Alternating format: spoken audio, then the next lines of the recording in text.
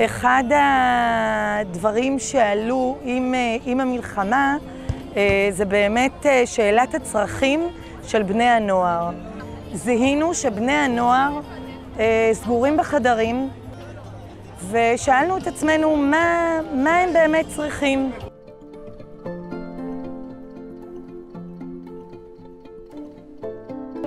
ואנחנו יודעים שהיכולת של המיזם הזה הוא בעצם לחבר בין אנשים ולאפשר להם מקום להיות.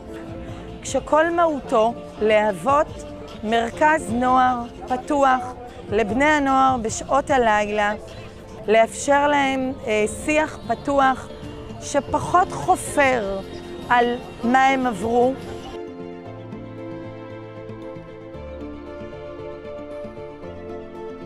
עובדי הנוער שלנו ויחד עם עובדים סוציאליים מחכים כאן לכל בני הנוער ולהזכיר להם שהם רק בני נוער.